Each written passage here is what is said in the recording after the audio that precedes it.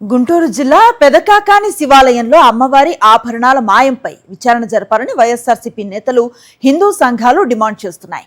పొన్నూరు వైఎస్ఆర్సీపీ సమన్వయకర్త అంబటి మురళీకృష్ణ ఆధ్వర్యంలో Pedakakani police station నుంచి శివాలయం వరకు పాదయాత్ర నిర్వహించారు.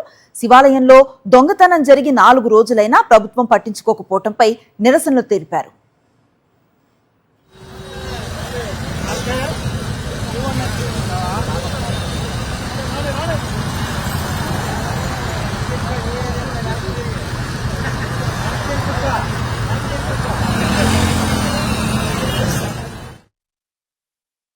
వారం రోజులైనప్పటికీ కూడా బ్రహ్మనాంబ తల్లి మంగళసూత్రాన్ని దొంగతనాన్ని గోప్యంగా దాచడంలో అర్థమేమిటో అర్థం కావడం లేదు.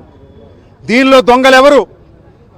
ఉద్యోగులా, లేకుంటే పూజారులా, లేకుంటే ఎగ్జిక్యూటివ్ ఆఫీసరా అనేది తేల్చాల్సినటువంటి అవసరం ఉంది. మరి స్థానిక శాసనసభ్యుడు ధూళిపాళ్ల నరేంద్ర ఈ విషయం వారికి తెలియదా? మరి ఈ గుళ్ళో మంగళసూత్రం దొంగతనం జరిగినటువంటి విషయం వారికి తెలియదా? తెలిస్తే 19వ తారీఖున వైఎస్ఆర్ కాంగ్రెస్ పార్టీ వారు వెళ్ళి కంప్లైంట్ ఇస్తే ఎందుకు పోలీసు వారు తీసుకోలేదు? దీని వెనకాల అర్థమేంటి? దీని వెనక రాజకీయ హస్తాలు ఉన్నాయా? ఈసారే మంగళసూత్రం పోయిందా? గతంలో కూడా దొంగతనాలు జరిగాయా? గతంలో కూడా దొంగతనాలు జరిగాయని కొన్ని సందర్భాలలో బంగారాన్ని చందాలు వేసుకుని పోగు చేసి తీసుకొచ్చి అక్కడ పెట్టారని ప్రజలు అనుకుంటూ ఉన్నారు. దానిలో వాస్తవికత ఉందని మేము నమ్ముతూ ఉన్నాం. ఈ కాకాని దేవస్థానంలో ఏం జరుగుతుందో విచారణ చేయాల్సినటువంటి అవసరం ఉంది. పాలక మండలి ఏం చేస్తూ ఉంది?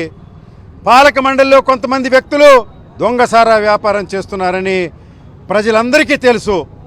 ఇలాంటి అపవిత్రులతో కమిటీ ఫామ్ చేసి ఇలాంటి అపవిత్రుడైనటువంటి శాసనసభ్యుడు ఉంటే ఈ దేవాలయంలో మరి అమ్మవారి నగలకు, ఆస్తులకు రక్షణ ఎంత ఉందని అడుగుతా ఉన్నా.